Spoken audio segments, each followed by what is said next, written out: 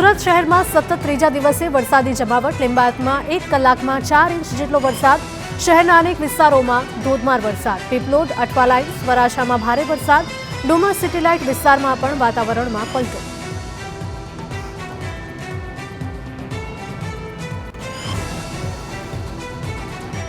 રાજ્યમાં આગામી 7 દિવસ હળવાથી મધ્યમ વરસાદની શક્યતા। ઉત્તર ગુજરાત અને કચ્છને બાદ કરતા સમગ્ર રાજ્યમાં થઈ શકે છે હળવો વરસાદ।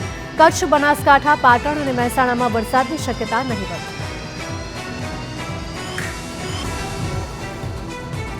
પહેલા નોર્થે પણ ગાજવીજ સાથે વરસાદની શક્યતા। આગામી 4 દિવસ ગાજવીજ સાથે 30 થી 40 કિલોમીટરની ઝડપે પવન ફૂંકાશે। અપર એર સાયક્લોનિક સર્ક્યુલેશન સક્રિય। ડીસા અને કચ્છના કેટલાક ભાગોમાંથી ચોમાસાએ વિદાય લીધી। ગુજરાતમાં અત્યાર સુધીમાં સામાન્ય કરતાં 24% વધુ વરસાદ। પહાડી રાજ્યોમાં કુદરતનો પ્રકોપ યથાવત છે। ફરી એકવાર ઉત્તરાખંડમાં મુશળધાર વરસાદથી તબાહી મચી છે।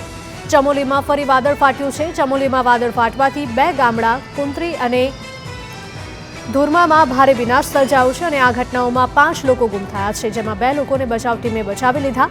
3ની શોધખોળ હજુ પણ ચાલુ છે। તબીબી ટીમો, એનડીઆરએફ અને એસડીઆરએફની ટીમો ઘટના સ્થળે પહોંચી। ચમોલીના કુંત્રી લગાપાલીમાં ભારે વરસાદને કારણે કાટમાળ ધસી આવતા 6 મકાનો સંપૂર્ણપણે નુકસાન પામ્યા હતા। ધુરમા ગામમાં પણ વાદળ ફાટવાની ઘટના બની હતી કે જ્યાં 5 ઘરોને નુકસાન થયું હતું। પશુધનનું નુકસાન થયાનું પણ સામે આવ્યું છે। નંદનગરમાં વાદળ ફાટવાથી અચાનક કાટમાળને કારણે વિસ્તારમાં વ્યાપક નુકસાન થયું છે। કાટમાળથી ઘણા ઘરો સંપર્ક વિહોણા બન્યા છે। પંચમહાલના ગોધરામાં માનવ તસ્કરીનો ચોંકાવનારો કિસ્સો। દીપ મેટર્નિટી હોસ્પિટલમાં માનવ તસ્કરીનો ખુલાસો। અજાણી મહિલાએ હોસ્પિટલમાં બાળકીને જન્મ આપી ત્યજી તો હોસ્પિટલના સ્ટાફે બાળકી અન્યને ગેરકાયદે આપી દીધી। બાળકી બીમાર પડતા સારવાર માટે વડોદરા લઈ જતા ખુલાસો થયો।